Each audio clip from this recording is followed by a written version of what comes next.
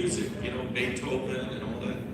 Yeah. So, however and whenever and by whatever means to seed that country. We thank you for your prayers. It is an honor to be here with Bishop Duarte and his dear wife, the First Lady of the Church, and the two strong pillars that they have in the church here, their sons. Always a pleasure. And my good and esteemed friend, Brother Portillo, Victor Portillo, and his wife, Sister Delia. And every time I see Brother Portillo, I was a national secretary of the Men's Auxiliary back in the day. And they took us to their home, beautiful home, beautiful. And I'll never forget that meal, the fellowship, but especially that melon drink. It was out of this world. It is off the planet. Good. So there are things about all of you that I remember, and so good to be here in the house of the Lord. Lord, I pray right now that you would bless, Lord, with your anointing, the lips of clay. I pray, Lord, that you would bless the hearts here. We thank you, Lord, that we are here, Lord Jesus, and we enter the courts of the Lord. And we thank you, God, that we are in the presence of the Holy God.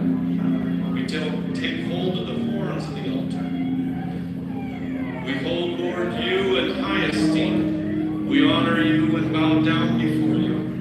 You are so gracious to heal our land and to bless our fields here in Bakersfield, the churches and the church, the mother church, the flagship of it all here in Bakersfield with your servants in the ministry and the pastor of this church. I pray continued double portion blessings in Jesus' name. In Jesus' name. Amen. You may be seated. Praise the Lord. I don't want to keep you standing. I did that earlier this morning at another church with Pastor Chavez. Praise the Lord. And today we are blessed to preach the Word of God. Everybody say Jesus. Amen. Jesus is the sweetest name I know. Everybody say it with me. Jesus is the sweetest name I know. Praise the Lord. Let's do it again. Jesus is the sweetest name I know. Praise the Lord. Today in my heart, I'm burdened to tell you that there's a lot of things happening geopolitically, globally. There are a lot of lives that are lost. There are a lot of lives that are crashing against the sea, against the reefs. Unbeknownst to us in our own little world, we go to work, we come home, we go to church, and we see the hand of God. But around the world, we see that God needs to be there. There is a great need globally. That is one of the reasons why the Apostolic Church is now in Cambodia, is now in Thailand, is now in Laos. Praise the Lord. Can you say praise the Lord? Praise the Lord. That's history for the Apostolic Church. Is now in France, Paris. We were there at their ordination and introduction in Barcelona, España. A young couple from South America felt the need to go and work in Paris, not just materially, but for the Lord. And God picked them up. We have a fellowship in Switzerland. I've been there. Bishop Buffet a couple years ago. I'd never been to Switzerland to a church. We had been to Switzerland and 10 other countries or 12 in Europe on vacation and preaching. United Pentecostal churches and some apostolic. But this was not a vacation. We saw the hand of God. God is stirring up a passion. But sad to see that 12-year-olds are giving their life over to the world. 15-year-olds are crashing against what the world offers. Drugs are rampant.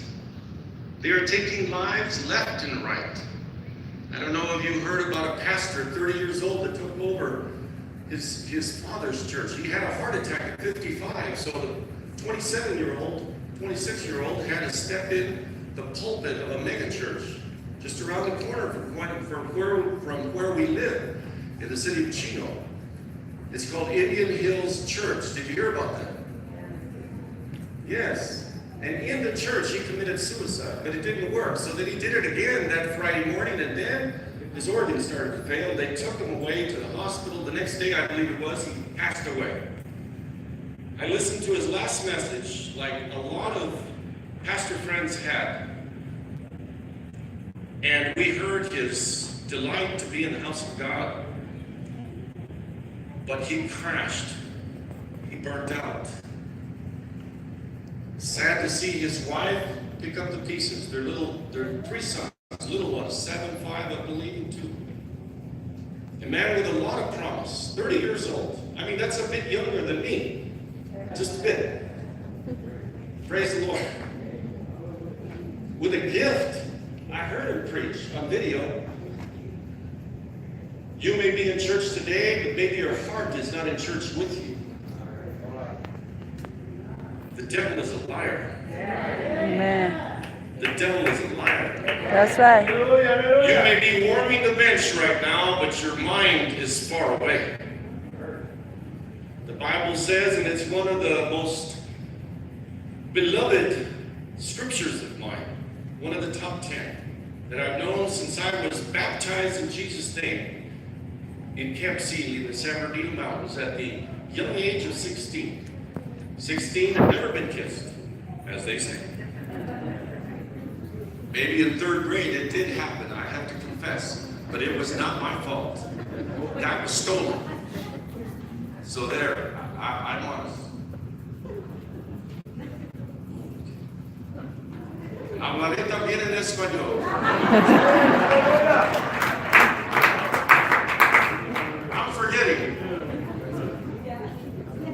Pero nosotros sabemos muy bien. Ahí van las enchiladas, las chilaquiles y las chalupas. Gloria a Dios. Alguien diga gloria a Dios. Pero nosotros sabemos bien que cuando vuestro servidor fue bautizado en el nombre de Jesús, Dios salvó mi corazón, mi alma, como salvó vuestra alma. Y nosotros podemos gritar, Abba Padre, porque ahora somos de Él. Ahora dije, somos de Él. Y esta tarde nosotros sabemos bien que Dios quiere hablar con la iglesia. Y a la edad de 16 años fui bautizado, recibí el don del Espíritu Santo. Dios me salvó. Y desde entonces les voy a confesar. Some people say, why Germany? Well, all of a sudden, it's just figured out of the blue sky. God doesn't work like that. It's been decades. I was 17. You won't believe this, but it's the truth. Yes, you will believe it. But a la edad de 17 años, el cómico, si lo recuerdan, Pablo Rodríguez, ¿sí? No deben de acordarlo porque no vemos la televisión. Él y yo, haciendo la larga historia corta, Paul Rodriguez, the comedian, anybody know him? Yes, he and I were friends before he left the church. Y porque mi abuela paterna nació en Córdoba y su esposo, mi abuelo paterno, nació en Bonn, Alemania. Nosotros, Pablo Rodriguez y yo, Paul Rodriguez and I, because my grandfather was born in Germany and my grandmother was born in Córdoba, Spain, decidimos ser, a la edad de 17 y él creo 18, decidimos ser los primeros misioneros en Alemania. We decided to be be the first missionaries when we were 17. You know how sometimes you think crazy thoughts? I mean, why not start Xerox company? I mean, why not start T-Mobile? Why not invent a telephone that you can hold in the palm of your hand and hide it? No, we decided to be missionaries to Germany. And then he left the church, and then decades passed. So when someone comes to me and says, why Germany? I've been waiting. And I didn't know the Lord had his finger on my pulse. Don't forget, God has a long memory. Be careful what you ask for. I said, be careful what you ask for. Yo no sabía después de décadas, Dios se iba a acordar que a la edad de 17 años, nosotros, Pablo y yo, decidimos ser los primeros misioneros a Alemania. Y décadas después, surge que nosotros seremos los primeros apostólicos misioneros en Alemania. Hemos visitado el país algunas veces. Y Dios tiene un plan específico. Don't ever give up on God's plan for your life. God has never given up on the plan that was birthed in you even decades ago. Dios no se olvida del plan que tiene para cada uno de ustedes. Can you say amen? I like what you just said. Wow, that's how we feel. Praise the Lord. And the Bible, the Word of God, tells us in the book of Jonah, verses 1 to 3. Now, the word of the Lord came to Jonah, the son of Amittai, saying, Arise, go to Nineveh, that great city, and cry out against it, for their wickedness has come up before me. But Jonah arose to flee to Tarshish from the presence of the Lord. He went down to Joppa and found a ship going to Tarshish. So he paid the fare and went down into it to go with them to Tarshish from the presence of the Lord. And verse 8 and 9, Then they said to him, Please tell us, for whose cause is this trouble upon us? What is your occupation, and where do you come from? What is your country, and of what people are you? So he said to them, I am a Hebrew, and I fear the Lord, the God of heaven, who made the sea and the dry land. Verse 15 and 16. So they picked up Jonah and threw him into the sea, and the sea ceased from its raging. Then the men feared the Lord exceedingly, and offered a sacrifice to the Lord and took vows. Chapter 3, verses 1 to 4. Jonah 3, verses 1 to 4. Now the word of the Lord came to Jonah the second time, saying, Arise, go to Nineveh, that great city, and preach it, the message that I tell you. So Jonah arose and went to Nineveh, according to the word of the Lord. Now Nineveh was an exceedingly great city, a 3-day journey in extent. And Jonah began to enter the city on the first day's walk. Then he cried out and said, Yet 40 days, and Nineveh shall be overthrown.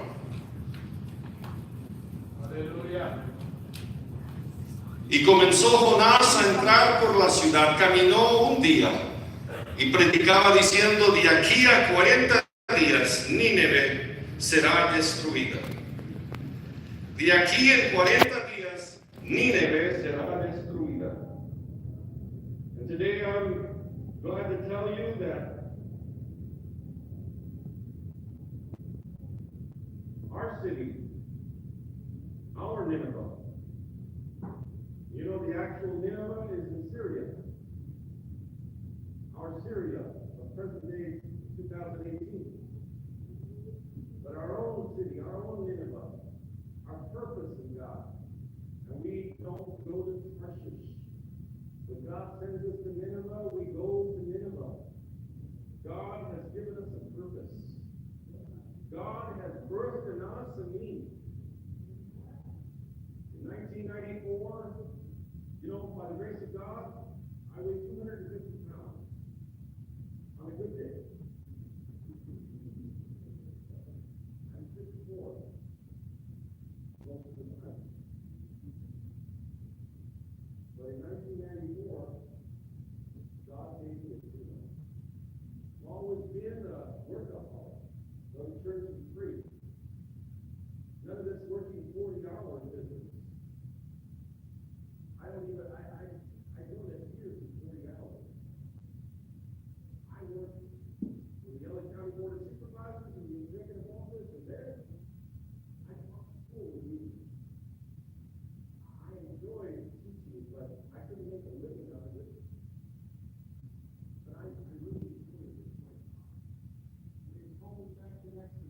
And then I willingly, I was about to say unwillingly, but I actually willingly, I love the tea.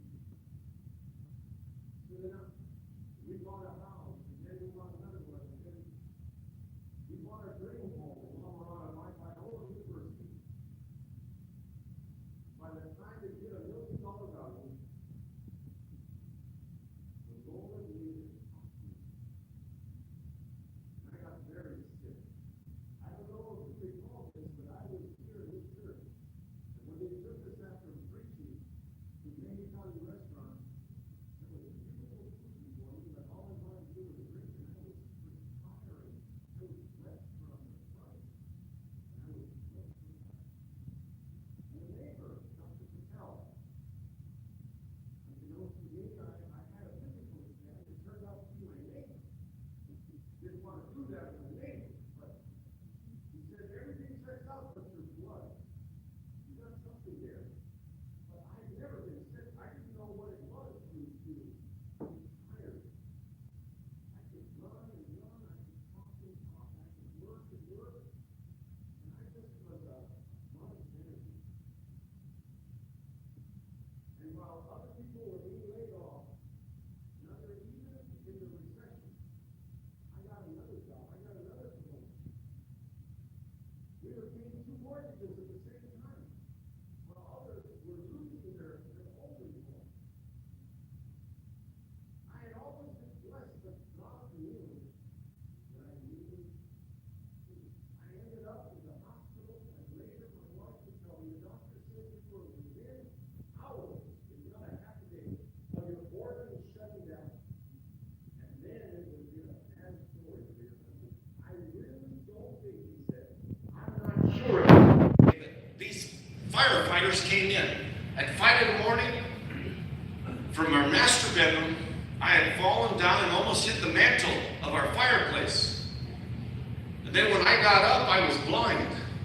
And I yelled out, Evelyn, I can't see. Then I knew I better go see the doctor.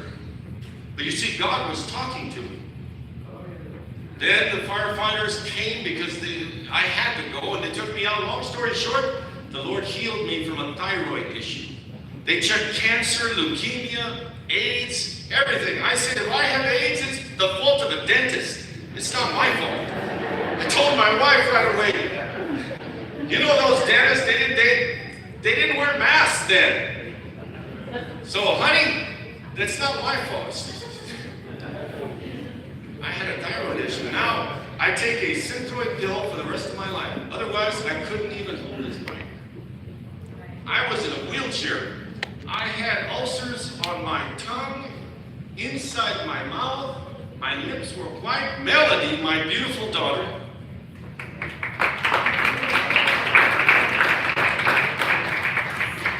cuando mi hija, I'm sorry again, estoy hablando en italiano.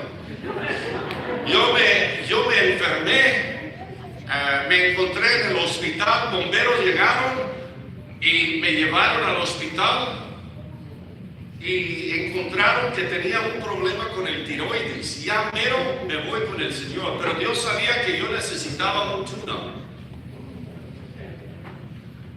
A veces nosotros necesitamos un tune-up y yo tenía úlceras, hoyos en mi boca, en mi lengua, y mis labios estaban blancas. Y cuando mi hija Melody vio a su papá con labios blancos, se desmayó. When my daughter Melody saw her dad, she calls me Daddy, by the way. That's even better than Dad. When she saw me with white lips and very thin, I lost 100 pounds. I was in a wheelchair. I couldn't even get up from a wheelchair. I was so tired, so weak, so sick. She fainted. She literally dropped.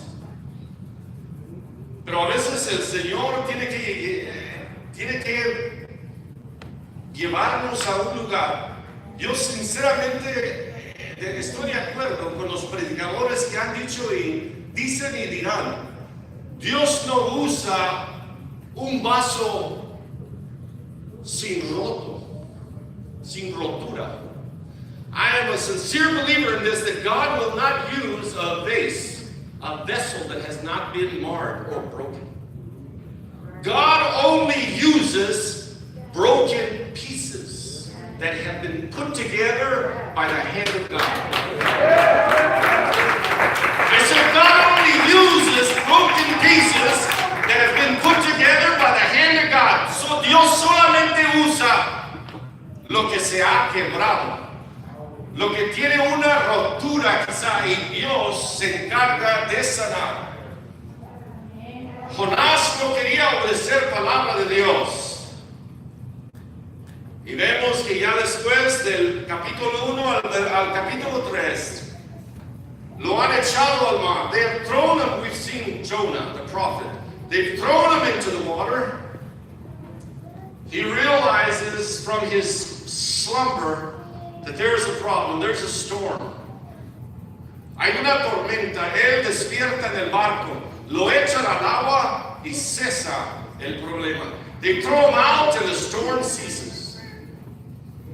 And then God puts him in the mouth of a whale for 3 days. He turns yellow, loses his hair, loses everything he has.